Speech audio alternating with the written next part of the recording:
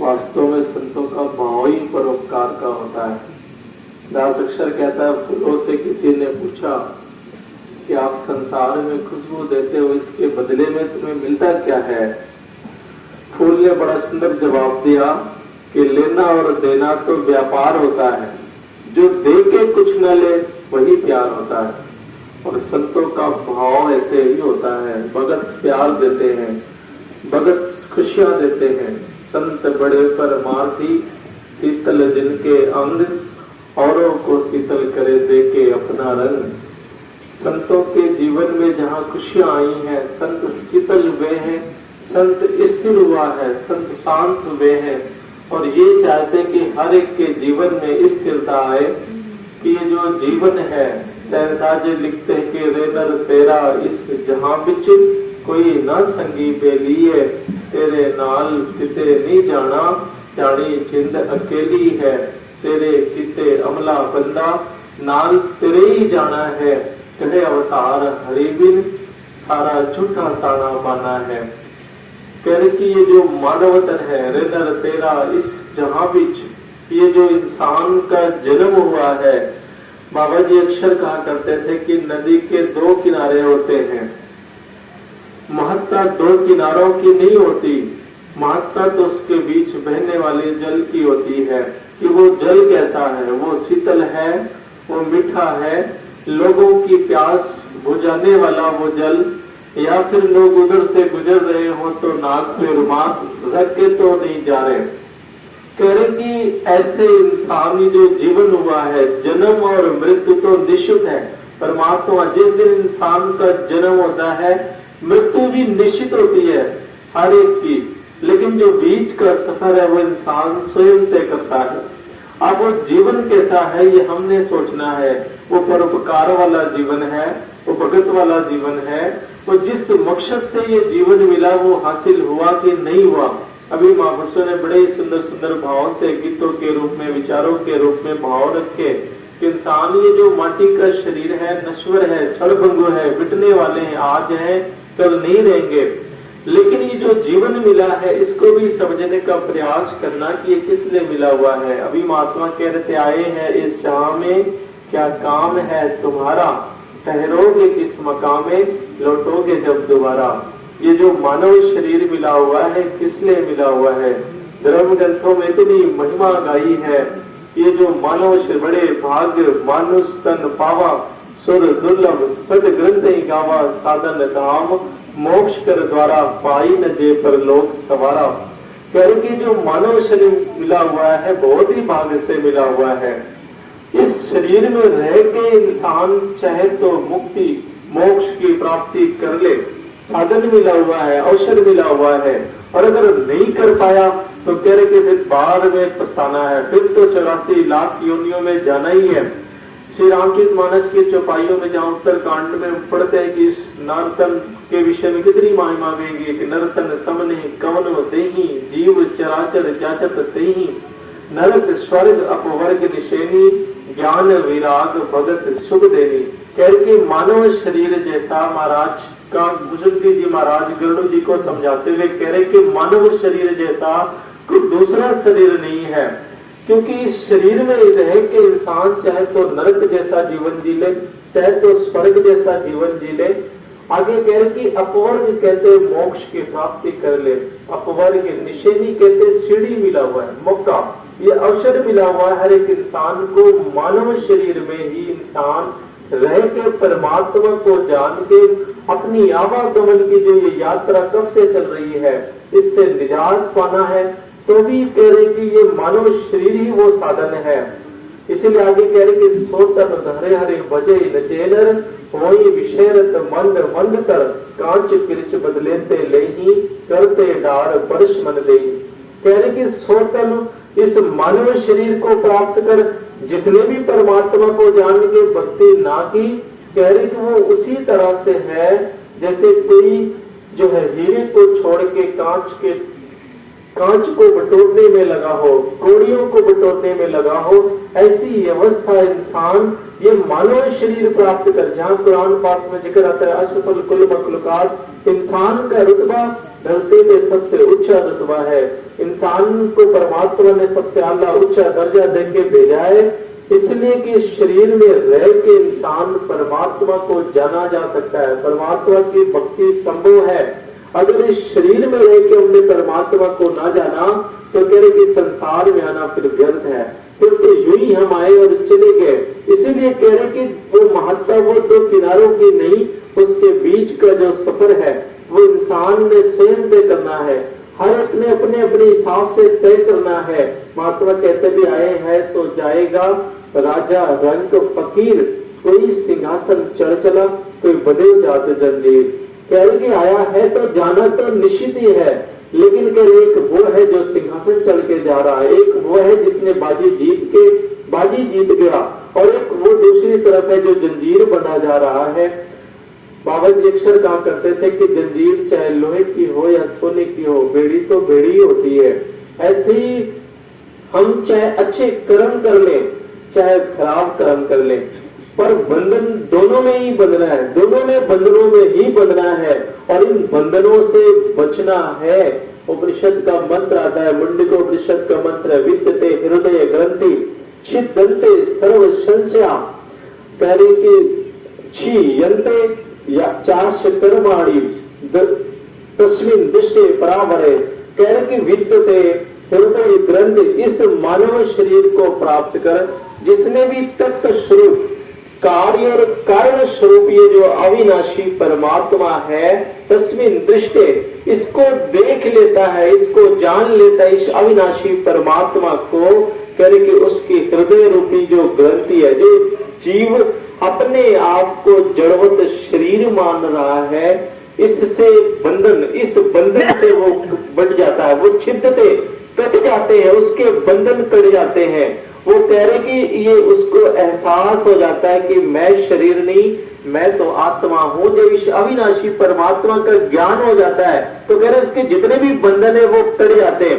आगे कह रहे कि शुभ अशुभ, और जितने भी उसके शुभ या अशुभ जो भी कर्म है, उस कर्म से भी वो बच जाता है, चाहे अच्छे कर्म हो चाहे बुरे कर्म हो, लेकिन दोनों का फल व्यक्ति को भोगना ही पड़ता है। अच्छे कर्म करेंगे, गीता में ही पढ़ते हैं कि ते तम भक्तो स्वर्ग लोकम विषाणे छेड़े पुण्य वृद्ध लोकम विशांति। बहुत अच्छे कर्म कर ले, लोगों को लगता है खूब दान कर ले, पुण्य कर ले, खूब अच्छे कर्म करेंगे, स्वर्ग जैसा सुख मिलेगा जीवन में, मुक्त हो जाएंगे, लेकिन मुक्त नहीं हो सकते। कहते कि इन सब कर्म को करने से स्वर्ग जैसा सुख मिल सकता है। महापुरुषों ने यहाँ तक कह दिया है कि इंसान बहुत दान पुण्य कर लेने से, बहुत धर्म ग्रंथों का अध्ययन कर लेने से, बहुत समाज कल्याण कर लेने से, कह रहे कि सोने के जजीरों में बंधने वाला कुत्ता बन सकते हो, सोने के जजीरों में बंध रहने वाला, सोने के पिंजरों में रहने वाला तोता बन सकते हो, लेकिन मुक्त नहीं हो सकते जब तक इस अविनाशी परमात्मा को हम नहीं जानते। क्योंकि जो ये मुक्त स्वरूप परमात्मा है, इसके साथ जुड़कर ही मुक्ति संभव है, इसको जानकर ही वास्तव में मुक्ति संभव है। इसलिए संत महात्मा गीता के जो संदेश है कि भले ही अच्छे कर्म करके स्वर्ग जैसा विशाल खुशियां प्राप्त कर सकते हैं, लेकिन कह रहे कि छेड़े पुण्य, जैसे ही पुण्य का फल खत्म होगा फिर से वृद्ध लोक में ढकेल लिए जाओगे, फिर से बार बार जन्मना मरना, ये चक्र उसका चलता ही रहता है। इसीलिए ये संत महात्मा बार बार ये संदेश दे रहे, प्रेरणा दे रहे कि मानव शरीर ये जो मिला हुआ है ये भाग्यशाली है आप, जो ये मानव शरीर मिला हुआ है, लेकिन इस महत्ता तभी होगी जब इस शरीर में रह के इस अविनाशी परमात्मा को जान लिया जाए, नहीं तो शरीर तो छोड़ के जाना ही है हर एक ने। जैसे और कह रहे कि महात्मा कहते कि फिर इसके लिए वियोग कैसा, जब तक जीवन होता है इंसान को ये लगता ही नहीं है। शास्त्रों में आया है कि ना सांप्राया प्रतिभात बालम प्रमाद अंत मुक्त चित्त मोहेन मूढ़ अयम लोको नास्त परितिमानी पुनः पुनर्वशम आपदते में। कह रहे कि जब तक यम जी नचिकेता को ये संदेश देते हुए कि इंसान, ये नचिकेता जब तक ये मानव शरीर होता है, लोगों को लगता है कि ये नाश होने वाला नहीं है, अयम लोको नास्ति, हर एक को लगता है कि ये मैं अजर हूं, अविनाशी हूं, मैं जो कुछ भी हूं यही सब कुछ कर लो। जिसको परलोक नहीं सोचता, अयम लोको नाश, जिसको ये नहीं सोचता कि सब नाशवान है, करके ऐसी आत्मा पुनः पुनर्वशम, वो बार बार मेरे पास आती है, बार बार जन्मना मरना उसका चालू ही रहता है।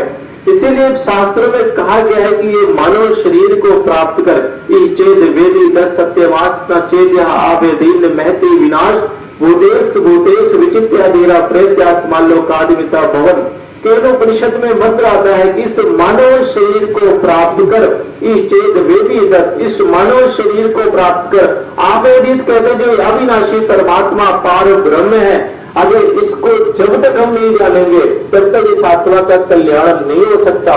और जिसने आवेदित इस पार ब्रह्म परमात्मा को जान के कह रहे भूतेश भूतेश, और जानना ही काफी नहीं है, जानने के बाद सबके अंदर इस अविनाशी परमात्मा को दर्शन करना है। सबके अंदर इस परमात्मा को जो देखता है, कह रहे कि ऐसी आत्मा प्रत्यास मान लो बार बार जन्म और मृत्यु के चक्र से बच जाता है, वो मोक्ष को प्राप्त होता है। जो इस परमात्मा को जान के फिर हर पल इस परमात्मा का एहसास करता है, जो हर पल इस परमात्मा के दर्शन करता है, ऐसी अवस्था प्राप्त होना ही वास्तव में ज्ञान कहलाता है।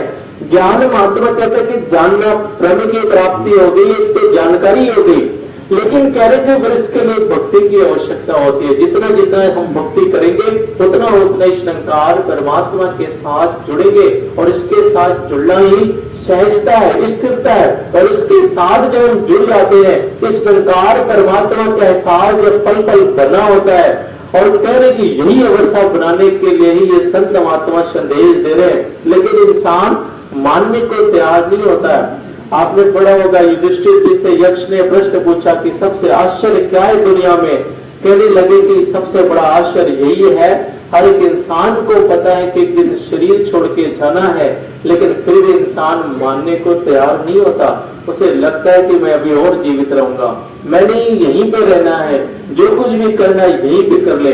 बहुत बड़ा आश्चर्य है, सबको पता है कि शरीर छोड़ के जाना है, लेकिन फिर भी इंसान मानता नहीं है। कैसे कोई बूढ़ा व्यक्ति जंगल में लकड़ियां बिंदाता, बिल्कुल असहाय, उठ नहीं पा रहा, चला नहीं जा रहा है, इतना हताश होके कहने लगा, हे भगवान, इससे अच्छा तो मेरे प्राणी क्यों न चले जाएं।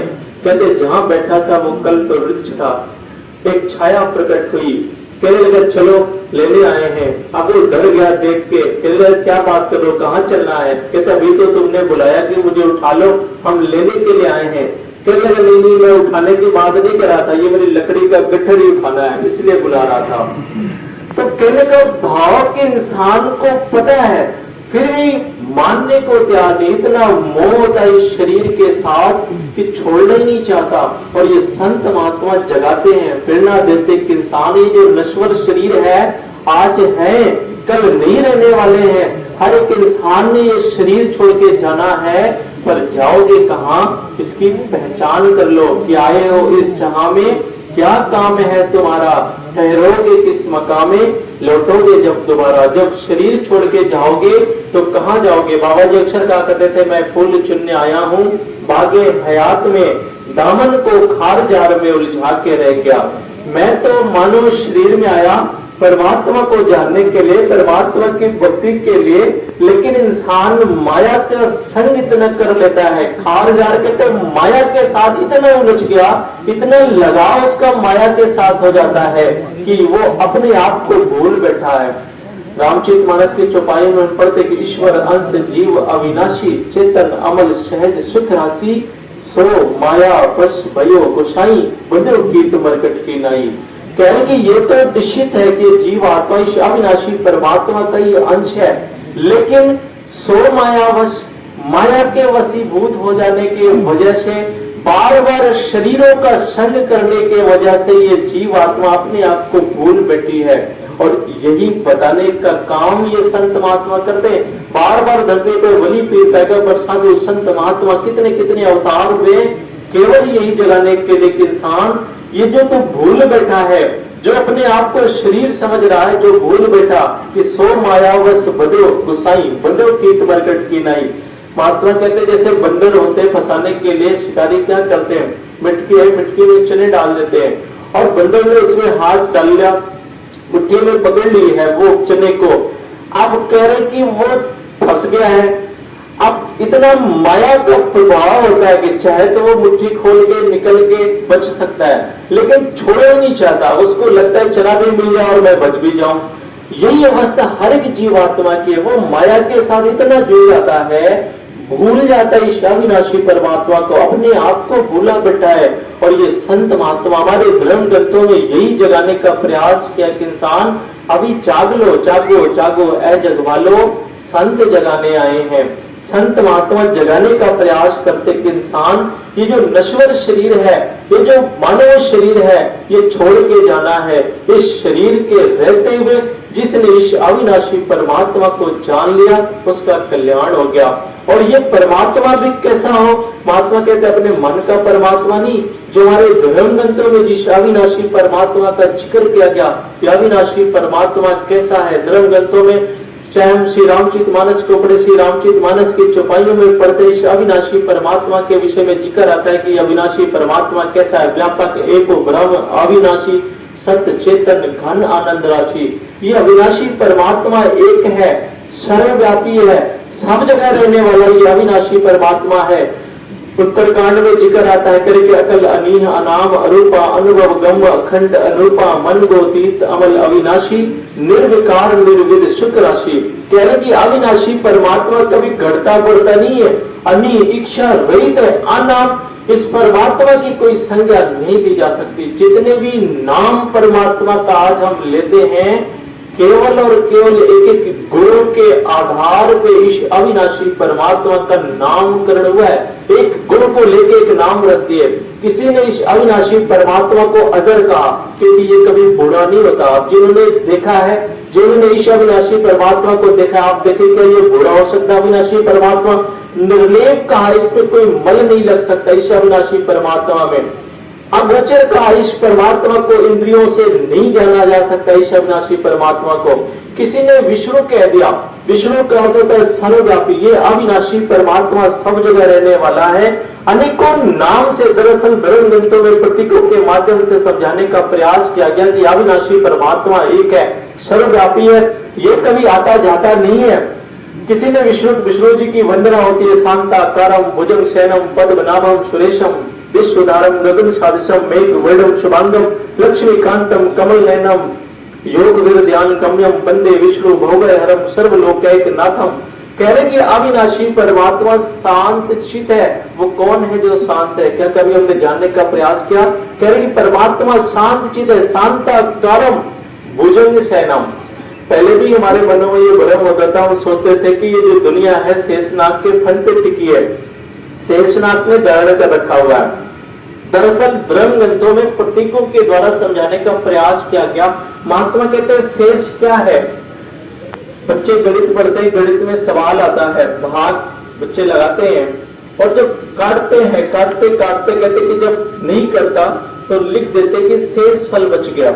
और महात्मा कहते हैं जितनी भी सृष्टि दिखाई दे रही, गो गोचर जह लग मन जाई सब कुछ माया जानो भाई।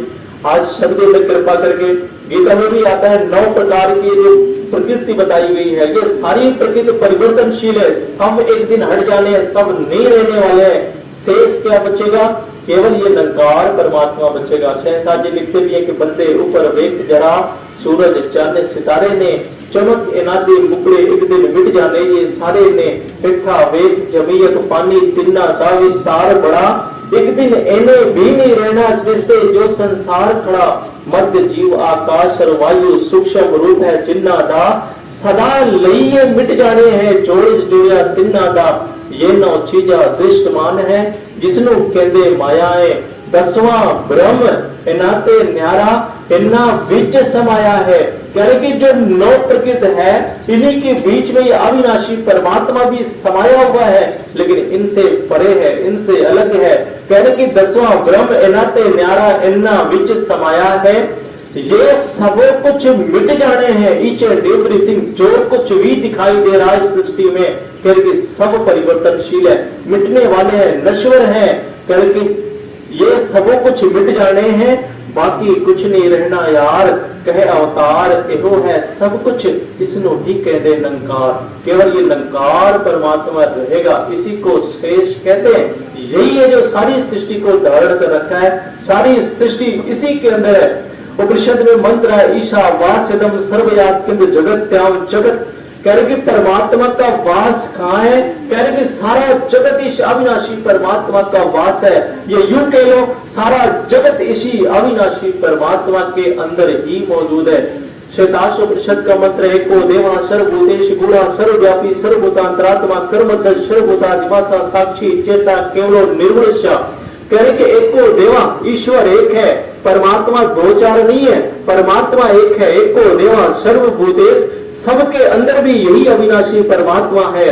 कह रहे कि सर्वभूतादि भाषा, संसार के जितने भी प्राणी है, जड़ चेतन जितने भी हैं, कह रहे कि सभी का निवास स्थान ये निरंकार परमात्मा ही है। सब इसी के अंदर ही बैठे हैं। जिन्होंने ज्ञान लिया, आप देखें हम निरंकार के अंदर ही बैठे हैं। सर्वभूतादि भाषा, शास्त्र कह रहा, दास अपने से नहीं कह रहा, जितने भी प्राणी है सभी का निवास स्थान ये निरंकार परमात्मा है। क्या ऐसे अविनाशी परमात्मा की प्राप्ति हुई है?